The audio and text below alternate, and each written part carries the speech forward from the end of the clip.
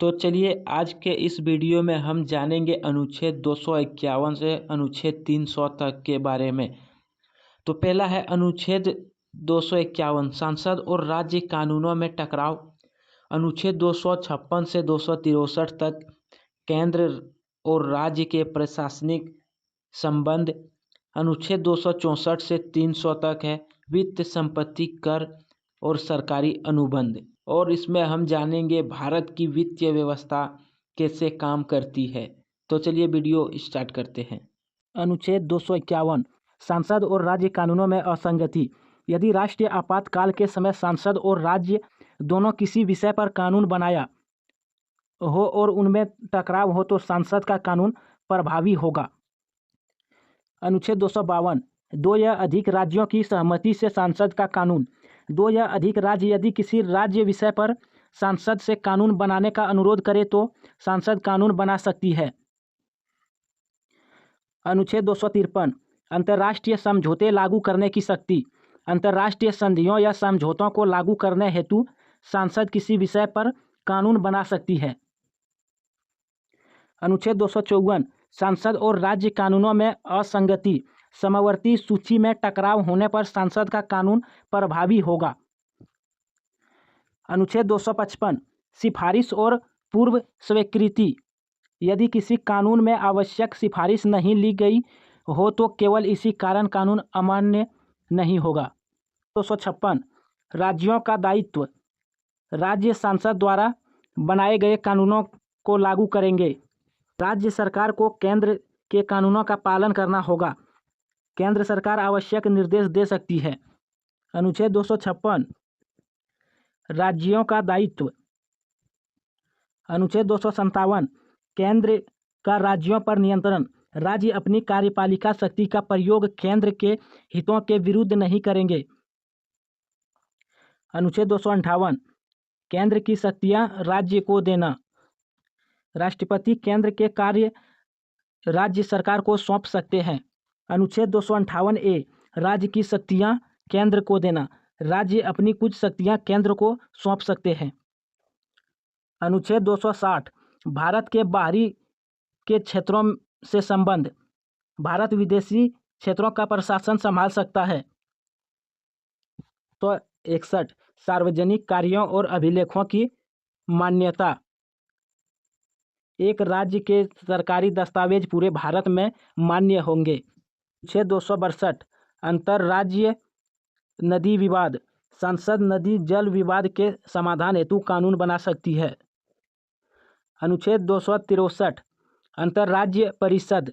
राज्य के बीच समन्वय हेतु परिषद बनाई जा सकती है। अनुच्छेद 264 व्याख्या। इस भाग में प्रयुक्त वित्तीय शब्दों की व्याख्या की गई है। अनुच्छेद 265 कर केवल कानून से।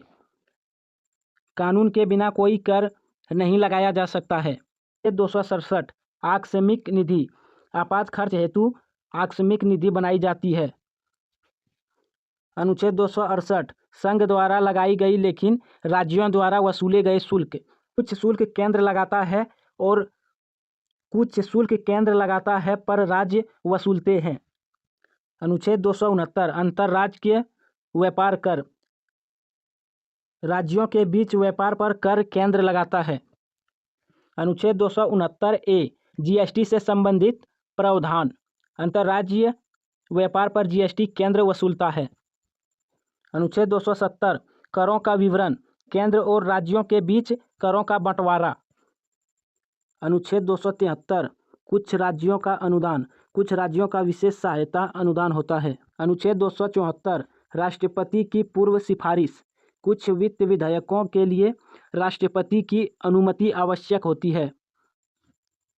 अनुच्छेद 275 राज्यों का अनुदान। केंद्र राज्यों को आर्थिक सहायता दे सकता है। अनुच्छेद 276 व्यवसाय कर। राज्य व्यवसाय और रोजगार पर कर लगा सकता है। अनुच्छेद 277 पूर्व करों का संरक्षण। पुराने कर तब तक लागू रहेंगे जब तक संसद नया कानून न बनाए। अनुच्छेद 269 शुद्ध आय की गणना। कर की शुद्ध आय की गणना नियंत्रण एवं महालेखा परीक्षक द्वारा। अनुच्छेद 269 ए जीएसटी परिषद। जीएसटी परिषद का गठन अध्यक्ष केंद्र वित्त मंत्री। देश के वित्त मंत्री जीएसटी अध्यक्ष होते हैं और सभी राज्य के वित्त मंत्री उसके सदस्य होते हैं। अनुच्छेद 280 वित्त आयोग। राष्ट्रपति वित्त आयोग का गठन करेंगे। हर 5 वर्ष में गठन। कर वितरण की सिफारिश। अनुच्छेद 281 वित्त आयोग की रिपोर्ट। राष्ट्रपति रिपोर्ट संसद में प्रस्तुत करेंगे। अनुच्छेद 282 विवेकाधीन अनुदान। केंद्र और राज्य किसी भी लोकहित कार्य हेतु अनुदान दे सकते हैं। अनुच्छेद 283 निधियों की अभिरक्षा। सरकारी निधियों के संचालन के नियम। अनुच्छेद 284 न्यायालय जमा राशि। न्यायालयों की जमा राशि की सुरक्षा। अनुच्छेद 285 केंद्र की संपत्ति कर मुक्त। राज्य केंद्र की संपत्ति पर कर नहीं लगा सकता है। यदि केंद्र का कोई भी संपत्ति हो उस पर राज्य किसी भी प्रकार का कर नहीं लगा सकता है। अनुच्छेद 286 वस्तुओं की बिक्री पर कर प्रतिबंध। राज्य बाहरी व्यापार पर कर नहीं लगा सकता है। अनुच्छेद 287 बिजली पर कर छूट। कुछ मामलों में बिजली पर कर नहीं लगेगा।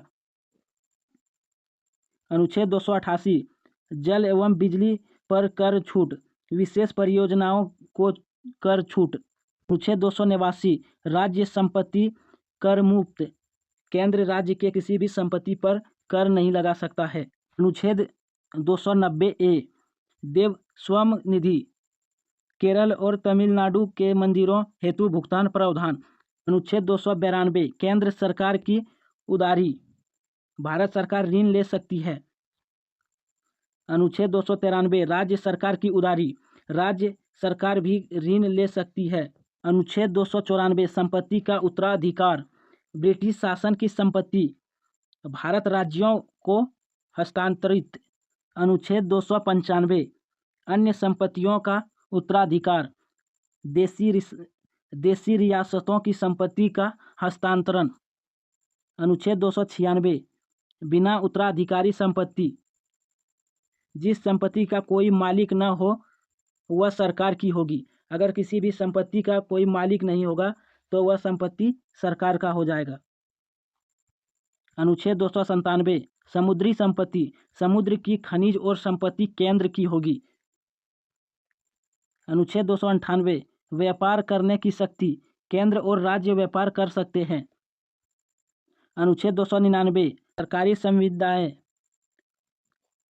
सरकारी अनुबंध लिखित और वैध प्रक्रिया से होगा।